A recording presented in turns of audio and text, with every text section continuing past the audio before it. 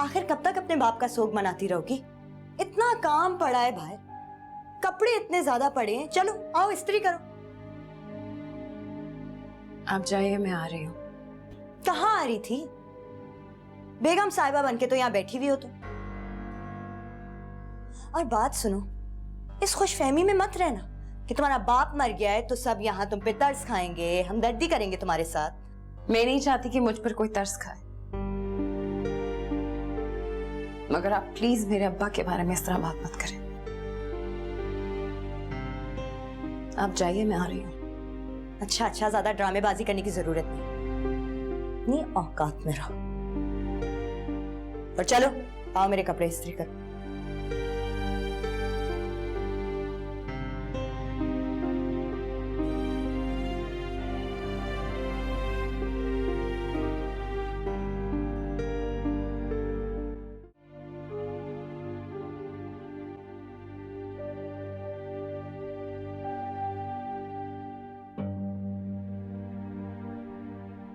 तुम यहाँ क्या कर रही हो?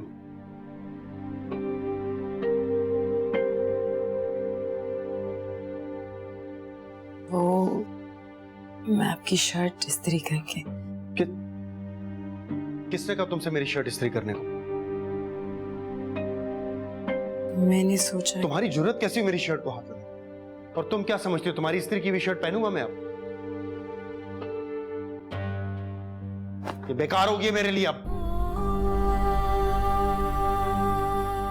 कान खोल के सुन लो तुम, आइंदा मेरे कमरे में मत आना और ना ही मेरी किसी चीज को हाथ लगाना।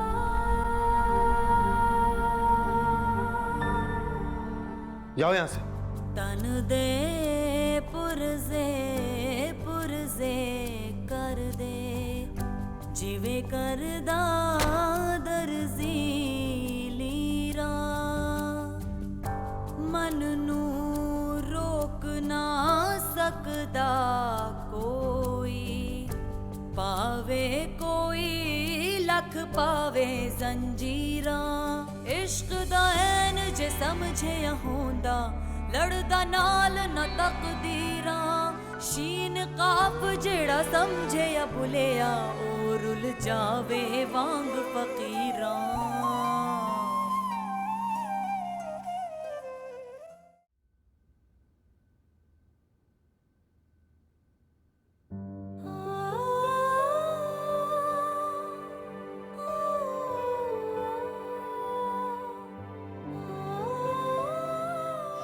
तुम्हारी जरूरत कैसी हुई मेरी शर्ट को हाथ लगाने की?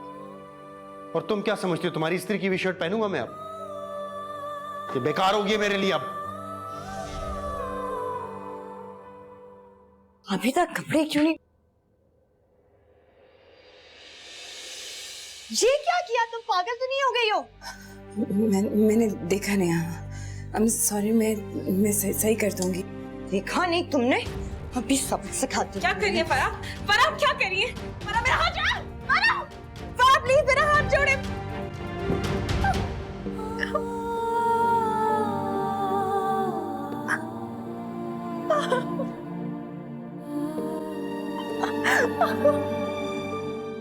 मुझे तो इस बात की समझ नहीं आती कि आपकी आपा ने अभी तक इस लड़की को घर में क्यों रखा हुआ है। वो हर रोज तो उसे निकालने को तैयार रहती हैं। वो कई मर्तबा हुक्म भी दिया है कि निकल जाओ यहां से, मगर निकालती तो नहीं है ना। वो लड़की अभी भी यहाँ रह रही। पता नहीं पप्पू क्या चाहती है। तुम्हें नहीं पता वो क्या चाहती? उनके दिल में अपने जवान बेटे की मौत की आग है। उसकी वजह से उस लड़की को यहां रखा हुआ है। बदला लेना चाहती हैं उससे। बदला ऐसे लेते हैं बदला? कभी कभी डांट दिया, कभी घूरा, कभी धत्कार दिया। ये है जवान बेटे की मौत का इंतकाम? इस तरह से लेते हैं बदला? बदला लेना किसे कहते हैं ये मैं पप्पू को बताती हूँ। उसने मेरी कमीज जलाई, मैंने उसका हाथ चला दिया। क्या क्या हाथ चला दिया उसका? हाँ चला दिया। पागल हो गई है ये लड़की। इसका गुस्सा क्या गुल खिलाएगा? हाँ तो इसने कौन सा गलत काम किया? बिल्कुल ठीक किया। और आपको क्यों इतनी हमदर्दी हो रही है उस रेहाम से? तुम लोग नहीं समझोगे, समझ ही नहीं सकते हो। इस तरह की हरकतें करोगे ना तो आशिर और आपा के दिल में उसके लिए हमदर्दी पैदा होगी।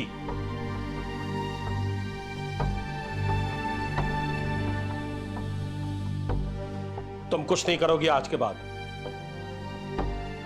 जो कुछ करना है मैं करूंगा। पागल, हाथ जला दिया मैंने उसका।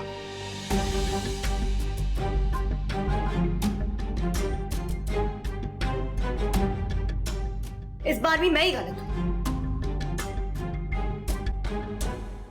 अहमद, कोई जरूरत नहीं है बाप की दुकान बेचने की। हम आपको क्या लगता है कि अब्बा की दुकान बेचकर क्या मैं सारे पैसे खा जाऊंगा? ये तो यही समझती है ना कि तुम ये दुकान बेचकर सारे पैसे जाया कर दोगे। क्यों जाया कर देगा? कारोबार में लगाएगा पैसे। ऐसा कौन सा कारोबार है? बाप की दुकान चलती भी है ना, उसे क्यों नहीं चलाते हो? कौन सी दौलत बरस रही है वहां से? तो तुम कौन सा ऐसा कारोबार करोगे जहाँ से पैसे बरसने शुरू हो जाएंगे?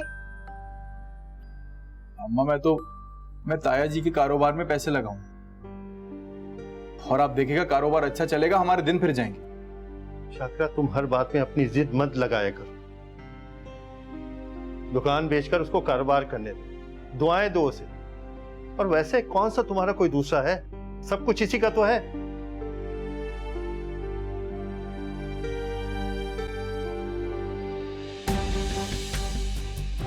अम्मा,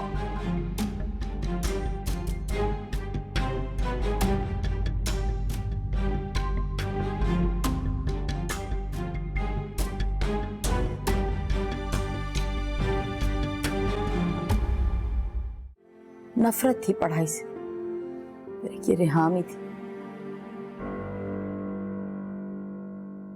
जिसने उसे किताबों से मोहब्बत करना सिखाई। तो सिर्फ किताबों से मोहब्बत करना सिखाती ना, अपनी मोहब्बत में गिरफ्तार क्यों की?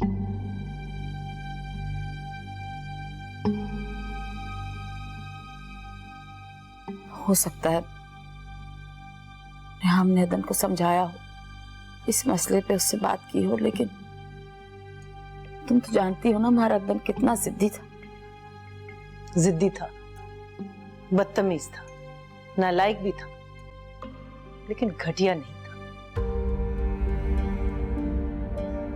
बड़ी आप, उसने तो अपने क्लास फेलोज के बारे में भी कभी ऐसी कोई उल्टी सीधी बात नहीं की, कोई मजाक नहीं उड़ाया।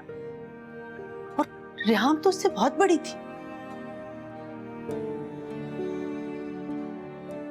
जिस उम्र में हमारा अदन था,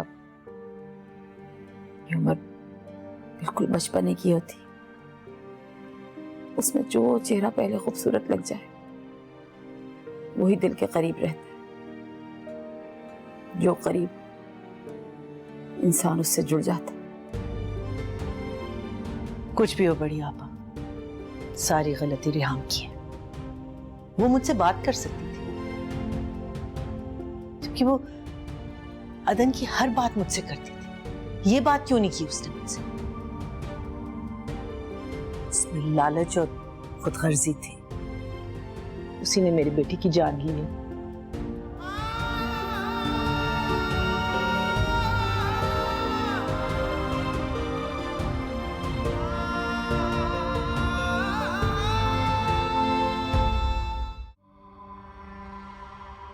बड़ी ढीठ लड़की हो तुम, जरा सा मौका मिले कमरे में आके बैठ जाती हो। घर के किसी काम में दिल लगता है तुम्हारा? अब जो किचन में इतने ढेर सारे बर्तन पड़े हैं वो कौन धोएगा? मेरे हाथ में बहुत तकलीफ हो रही है। अरे इतना सा तो हाथ जला है, इसमें क्या तकलीफ होगी? देखो तुम ख्वामखा के बहाने मत करो मेरे सामने। मैं बर्तन नहीं धो पाऊंगी। तुम्हारी इतनी जुर्रत कि तुम मुझे जवाब दो? हाँ, देखती हूं मैं कैसे नहीं धोती तुम बर्तन। चलो चलो चलो चलो चलो, इस हाथ को मत चलो, सुने, मुझे चलो। बहुत दर्द हो रही है। मेरा हाथ छोड़। अरे मेरा ये हाथ छोड़ दे, मुझे बहुत दर्द हो रही है। बंद करो अपनी ड्रामेबाजी, कोई तकलीफ नहीं हो रही। मेरा हाथ छोड़ दे।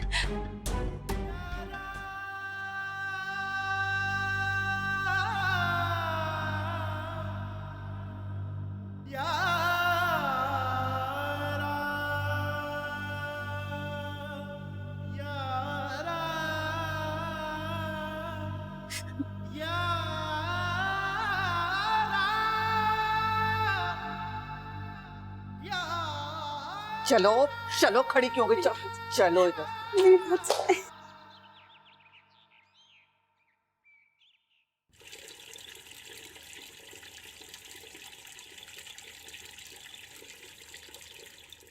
क्या कर रही हो?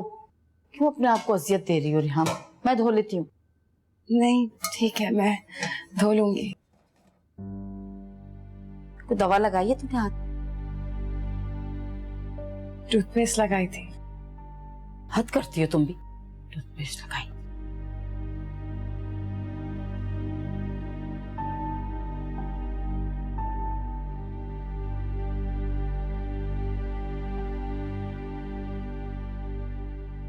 छोड़ो, इधर आओ। मैं कह रही हूँ छोड़ो, रखो इसे। हद करती हो। टूथपेस्ट से भी कभी जख्म भरते हैं? बैठो। तकलीफ नहीं हो रही तुम्हें?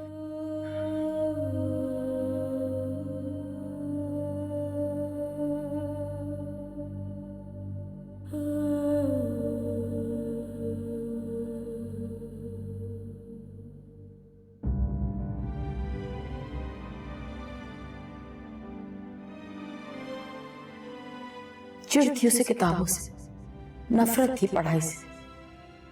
ये रिहाम ही थी जिसने उसे किताबों से मोहब्बत कर। तो सिर्फ किताबों से मोहब्बत करना सिखाती, अपनी मोहब्बत में गिरफ्तार क्यों की?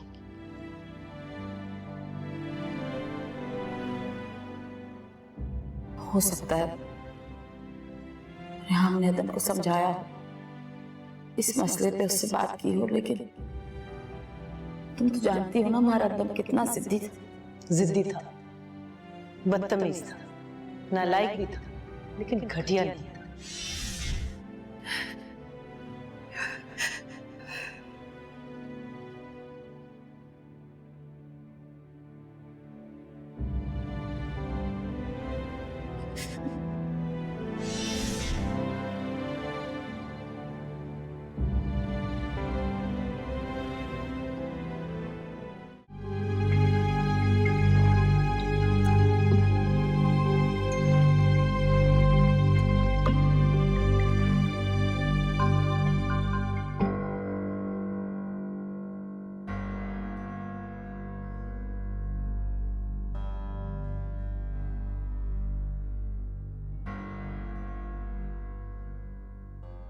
अम्मा आप बिल्कुल परेशान मत हो।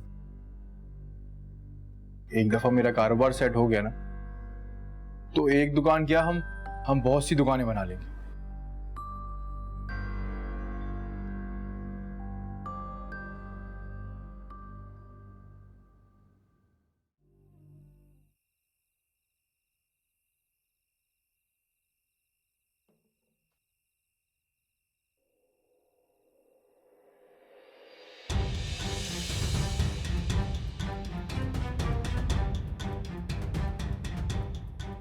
क्यों इस कदर सुकून में हो तुम?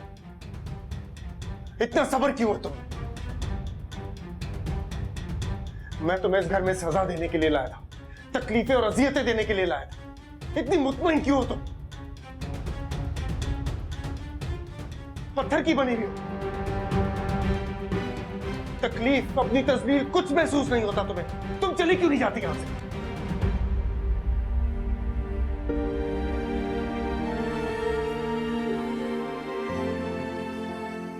मैं चाहती हूँ कि आपके दिल में मुझे सजा देने की कोई ख्वाहिश बाकी न रहे। सजा? सजा तो तुम बन गई हो मेरे लिए। मैं तुम्हें इस घर में कैद करके लाया था, खुद कैद होके रह गया हूं। एक तरफ दिल में अदन के इंतकाम की आग की वजह से कैद हूं, और दूसरी तरफ मुझे यह बात चैन नहीं लेने देती कि तुम पर होने वाला हर जुल्म, हर ज्यादती मुझे सुकून क्यों नहीं देता, बेचैन क्यों हो जाता हूं।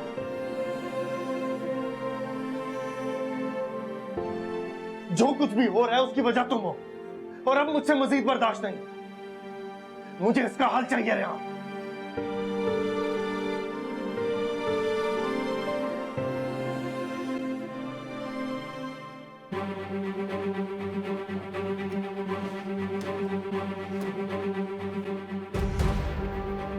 एक ही हल है मेरे पास, खत्म कर दो इस वजह को।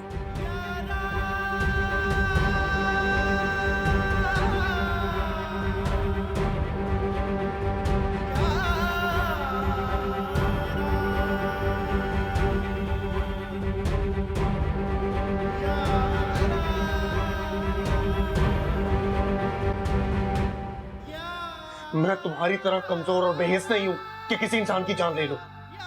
और वैसे भी किसी इंसान की जान लेना इतना आसान तो नहीं होता। मैंने किसी की जान नहीं ली। मैं तो जमीन पे चलते हुए कीड़े को नहीं मार सकती। दौलत का लालच कमजोर से कमजोर इंसान को भी ताकतवर बना देता है। दौलत का लालच? दौलत का लालच?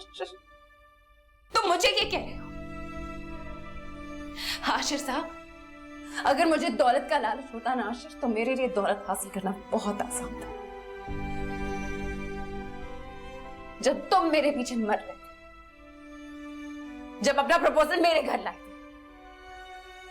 लेकिन मैंने इनकार किया।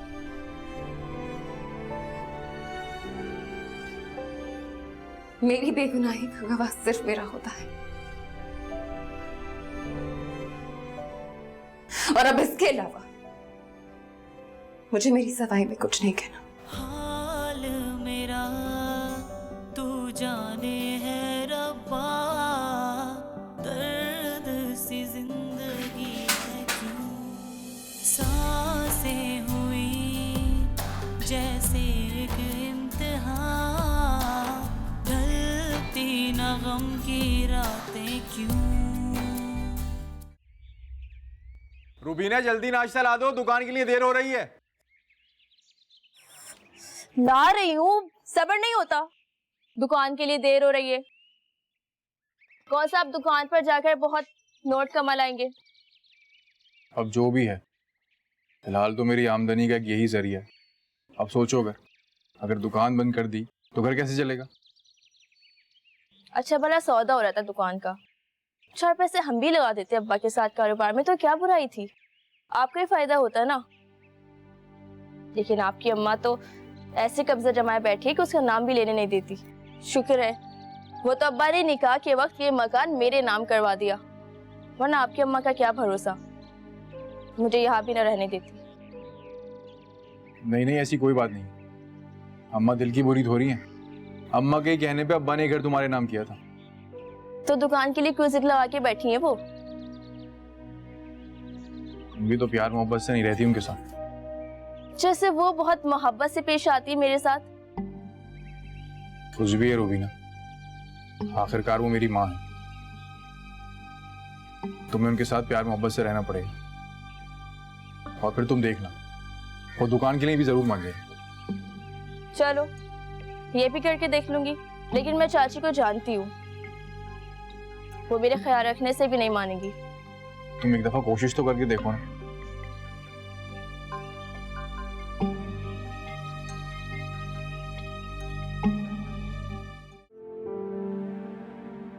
जब आसपास का शोर बहुत ज्यादा हो जाए तो कभी कभी इंसान को अपने अंदर झांक लेना चाहिए। अपने अंदर तो वो झांके ना जो खुद मुजरिम हो।